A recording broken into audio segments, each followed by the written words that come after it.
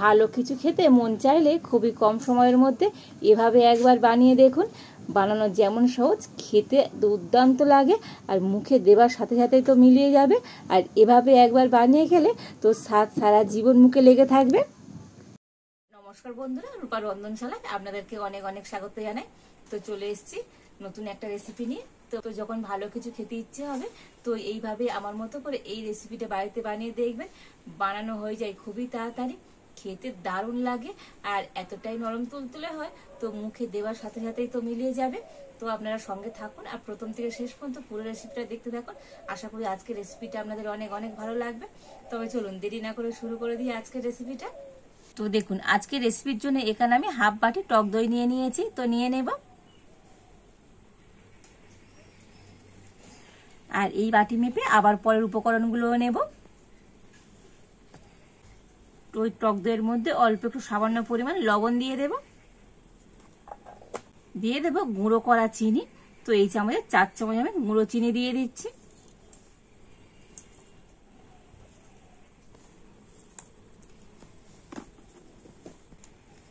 আর এবার একটা ব্লেন্ডার দিয়ে গুঁড়ো চিনি আর টক দইটা একটু ভালো করে ফেটিয়ে নেব।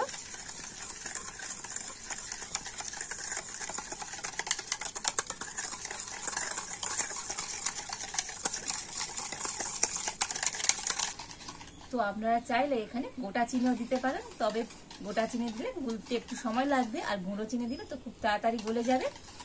তো গুঁড়ো চিনি আর টক দইটা আমি 5 মিনিট ধরে একটু ভালো করে ফেটিয়ে নিয়েছি। আর এবার আমি এর মধ্যে দিয়ে দেব ওই একই বাটির মাপ করে 1 বাটি ময়দা, দিয়ে দেব 1 বাটি সুজি,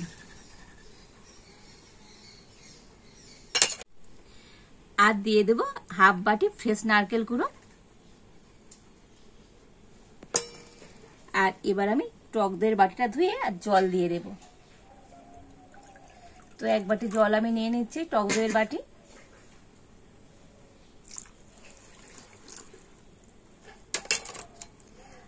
তো আবার আমি সমস্ত উপকরণগুলো খুব ভালো করে মিশিয়ে নেব।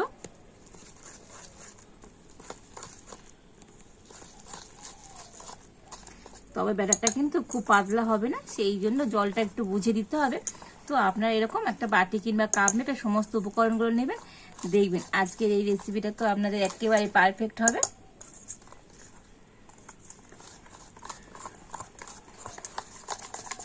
তো দেখুন সমস্ত উপকরণগুলো খুব সুন্দর করে আমি মিশিয়ে নিয়েছি। আর ব্যাটারটা দেখুন এইরকম একটু টাইট করে করতে হবে, খুব একেবারে মানে ঘন নয় আর পাতলাও নয়, তবে একটু ঘনর দিকেই থাকবে। তো দেখেই বুঝতে পারছেন ঠিক ব্যাটারটা কিরকমই হবে। এইভাবে করে ব্যাটারটাকে রেডি করে নিতে হবে। আর এবার আমি এখন এই ব্যাটারটা ঢাকা দিয়ে কিছুক্ষণের জন্য রেখে দেব।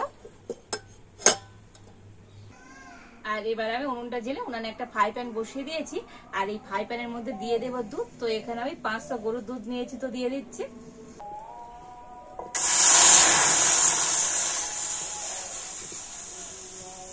আর এবারে দুধের মধ্যে দিয়ে দেব গুঁড়ো চিনি। তো আপনারা গোটা চিনিও দিতে পারেন। তো মিষ্টিটা আপনারা আপনাদের স্বাদ মতনই দিবেন। তো এখানে আমি 3 চামচের মতো গুঁড়ো চিনি দিয়ে দিলাম। আর এবার আমি দুধটাকে একটু ফুটিয়ে নেব, বেশি ফোটাবার দরকার নেই, অল্প একটু ফুটে নিলেই হবে। তো দুধটা ততক্ষণ ওদিকে ফুটুক, আর এদিকে আমি বাটিতে আগে থেকে অল্প একটু দুধ তুলে রেখেছিলাম। আর এই দুধের মধ্যে এখন দিয়ে দেব 1 চামচ কাস্টার্ড পাউডার। তো খুব বেশি দেওয়ার দরকার নেই, 1 চামচ দিলেই হবে। আর এই কাস্টার্ড পাউডারটা দুধের সাথে ভালো করে গুলে নেব।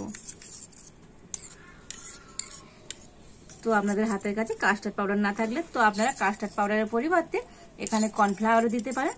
তবে কর্নফ্লাওয়ার হোক আর কাস্টার্ড পাউডার সবসময় ঠান্ডা জল কিংবা ঠান্ডা দুধের মধ্যে গুলে নেবেন। গরম জলে গুললে তো এটা ডেলা ডেলা হয়ে যাবে।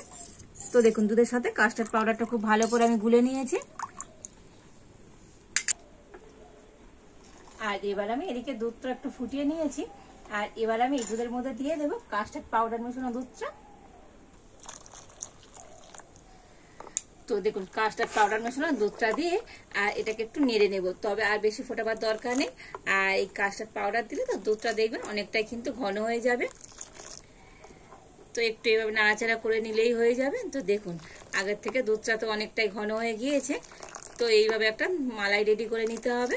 কত সুন্দর হয়েছে দেখুন।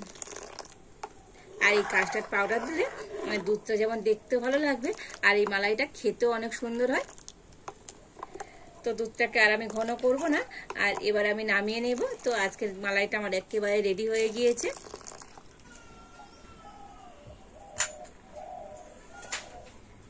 আর উনানে একটা আমি চাটু নিয়েছি, বসিয়ে দিচ্ছি। তো প্রথমে একটু চাটুটা ভালো করে গরম করে নেব। আর এবার আমি ব্যাটারটা থেকে ঢাকাটা খুলে নেব। তো দেখুন আগের থেকে ব্যাটারটা তো অনেকটাই টাইট হয়ে গিয়েছে, যেহেতু সুজি ছিল তো সুজিটা অনেকটা ফুলে গিয়েছে আর সুজিটা নরমও হয়ে গিয়েছে। তবে আরো একটু আমি জল দিয়ে দেব। তো খুব বেশি জল দেওয়ার দরকার নেই, আর অল্প একটু জল দিলেই হবে। তো জল দিয়ে আবার আমি ব্যাটারটা খুব ভালো করে একটুখানি গুলে নেব। দেখুন জল দিয়ে তো ব্যাটারটা খুব ভালো করে আবার গুলে নিয়েছি। আর এবার আমি সবশেষে এই ব্যাটারের মধ্যে দিয়ে দেব অল্প একটু বেকিং পাউডার, মানে এই চামচের 4 ভাগের 1 ভাগ। তো দিয়ে দিচ্ছি। আর ওই একই পরিমাণে দিয়ে দিচ্ছি বেকিং সোডা, মানে খাবার সোডা। তো বেকিং পাউডার আর বেকিং সোডা দিয়ে ব্যাটারটাকে আবার একটুখানি ফেটিয়ে নেব।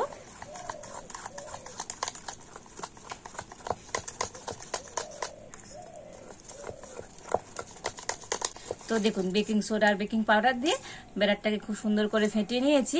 আর আরো একবার আপনাদের ঘনত্বটা দেখিয়ে দিই। তো দেখুন ঠিক এইভাবে করে ব্যাটারটাকে রেডি করে নিতে হবে, মানে একটু ঘনর দিকেই থাকবে। আর এদিকে চালুটা খুব ভালো মতো গরম হয়ে গিয়েছে। আর এবার এখানে আমি একটা এরকম আপ্পাম প্যান নিয়েছি, তো চাটুর উপর বসিয়ে দেব। আর এটাকে একটু গরম করে নেব। তো এই আপ্পাম প্যানটা একটু গরম করে নিয়েছি, আর একটু সাদা তেল ব্রাশে করে নিয়ে আর এই আপ্পাম প্যানের মধ্যে একটু ব্রাশ করে দেব।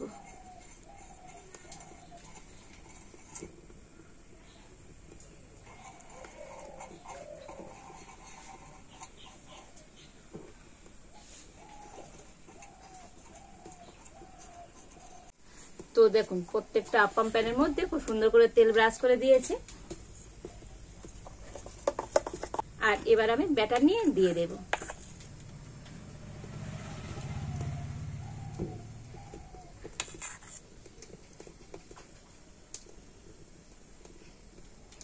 তো একইভাবে প্রত্যেকটা আপ্পাম প্যানের মধ্যে ব্যাটার নিয়ে দিয়ে দিচ্ছি। তো একটু অল্প করে খালি রেখে আর ব্যাটারগুলো দিয়ে দিতে হবে।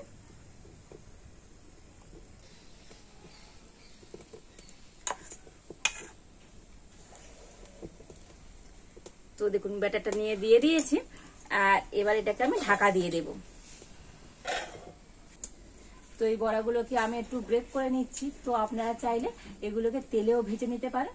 আর এগুলো ব্রেক করতে তো খুব বেশি সময় লাগে না, 5 থেকে 7 মিনিট হলেই হয়ে যাবে। তো 7 মিনিট পর দেখাবো যে এই বড়াগুলো কেমন হয়েছে। তো 7 মিনিট পর আমি ঢাকাটা খুলে দেখে নেব। আর দেখুন এগুলো খুব সুন্দরভাবে ফুলে গিয়েছে। তবে ঠিকঠাক রেডি হয়েছে কিনা একবার দেখে নেব। তো এরকম একটা কাঠি নিয়েছি, আর কাঠিতে দেখে নেবেন। তো দেখুন কাঠির গায়ে একটু কিন্তু ব্যাটার লেগে যায়নি, মানে এগুলো একেবারে রেডি হয়ে গিয়েছে। আর এবার আমি নামিয়ে নেব।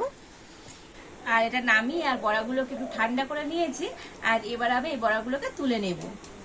আর একটু ঠান্ডা করে নিলে তো খুব সুন্দরভাবে দেখুন ছেড়ে যাবে। দেখুন কত সুন্দরভাবে ছেড়ে যাচ্ছে দেখুন।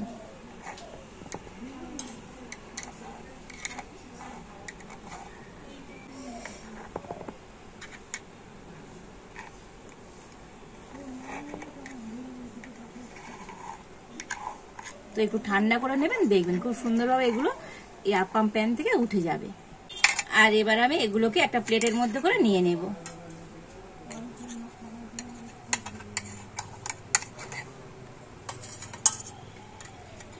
দেখুন কত সুন্দর দেখতে হয়েছে দেখুন।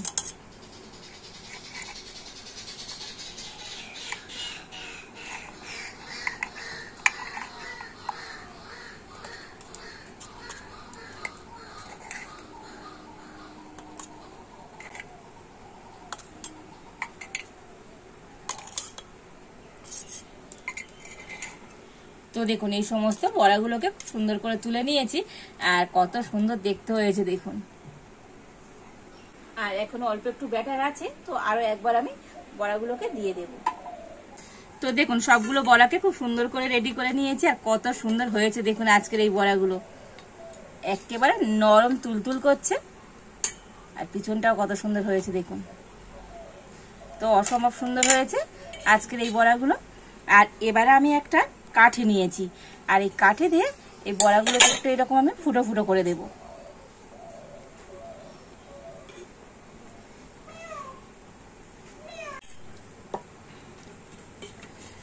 তো দেখুন সবগুলোকে একটু এরকম করে ফুটো করে দেব। তো সবগুলো বড়াকে একটু ফুটো ফুটো করে দিয়েছি, আর এবার আমি একটা জায়গা নিয়েছি, এর মধ্যে বড়াগুলোকে নিয়ে নেব।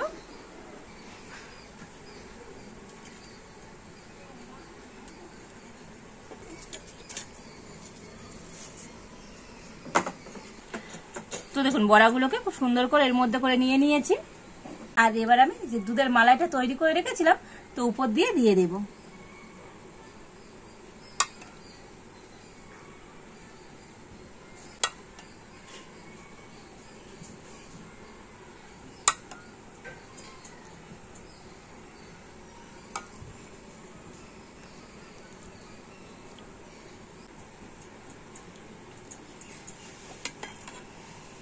তো দেখুন মালাইটা উপর দিয়ে খুব সুন্দর করে দিয়ে দিয়েছি, আর এভাবে করে আমি 5 মিনিট রেখে দেব। তো বড়াগুলোকে এই দুধের মধ্যে ভিজিয়ে রাখলে বড়াগুলো কিন্তু খুব সুন্দরভাবে নরম হয়ে যাবে, আর এই বড়াগুলোর মধ্যে মালাইটাও খুব সুন্দরভাবে ঢুকে যাবে। তো এই বড়াগুলোকে আমি এই মালাইয়ের মধ্যে 5 মিনিট ভিজিয়ে রেখেছিলাম। তো এবার আপনাদের দেখাবো আজকের এই বড়াগুলো কেমন হয়েছে। দেখেছেন তো আজকের এই রেসিপিটা কতটা সুন্দর হয়েছে, দেখতে কত সুন্দর হয়েছে দেখুন। আর এগুলো শুধু দেখতে নয়, খেতেও দারুণ লাগে। তো অসম্ভব সুন্দর হয়েছে দেখুন। তো ভালো কিছু খেতে মন চাইলে এইভাবে একবার বানিয়ে দেখবেন, বাড়ির বাচ্চা থেকে বড় সবাই প্রত্যেকে ভীষণভাবে পছন্দ করবে। আর এগুলো দেখতে যেমন সুন্দর, খেতেও তো দুর্দান্ত হয়, মুখে দেবার সাথে সাথেই তো মিলিয়ে যাবে।